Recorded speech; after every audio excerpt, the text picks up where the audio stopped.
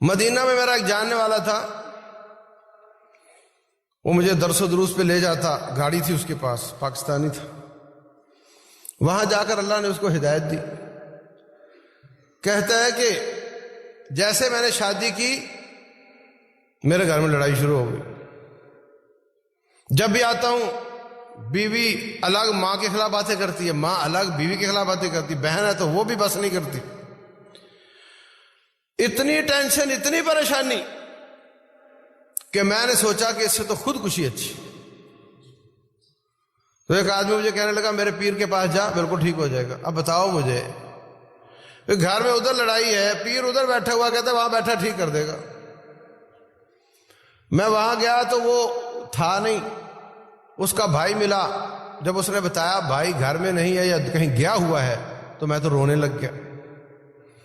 مجھے قابل ترس دیکھ کر اس نے کہا مجھے بتا، میں بھی تیرا کو حل نکالتا ہوں۔ میں نے بتایا، اس نے کہا میرا بھائی شیطان سے مدد مانگتا ہے، تو بھی مانگ لے، تیرے گھر میں صلح ہو جائے گی۔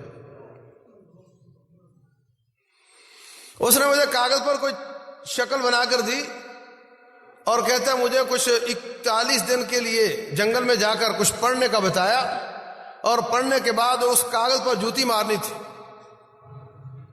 میں نے پوچھا وہ کیا بتایا تھا؟ اس نے کہتا مجھے بھول گیا، بس اتنا یاد ہے کہ ابلیس میرے گھر میں صلح کروا دے ورنہ تیری گھر والی کو طلاق۔ اب یہ جو اگلا جملہ ہے یہ کور سٹوری ہے، نہ اس کی بیوی نہ اس کو طلاق، اور ہو بھی تو دے گا۔ اصل کہانی کیا ہے؟ رب ذوالجلال کو چھوڑ کر شیطان سے مدد مانگ کر اپنا کام کروانے کی کوشش کرنا۔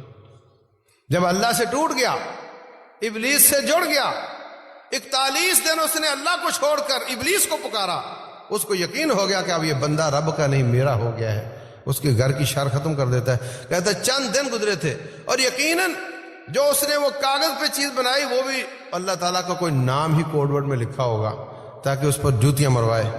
یہ کام کرنے کے بعد کہتا میں نے 41 دن نہیں کیا، چند دن کیا، میرے گھر میں معانقے شروع ہو گئے، دعوتیں پکنے لگ گئیں جناب، ہر طرف خیر ہی خیر تھی اور کوئی پریشانی نہیں تھی۔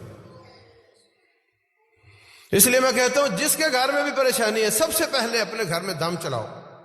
آج کل تو موبائل پہ چل جاتا ہے، خود دم کرو۔ سب سے بڑی شیطان کی شر ہی ہے۔ حقیقت میں شیطان بہت کچھ کرتا ہے۔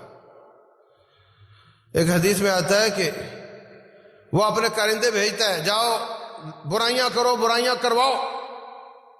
پھر وہ شام کو آ کر رپورٹ دیتے ہیں میں نے اس سے چوری کروا دی، میں نے اس سے بدکاری کروا دی، میں نے اس سے گالی دلوا دی، ان کی لڑائی کروا دی، وہ میں نے اس کو کفر کروا دیا۔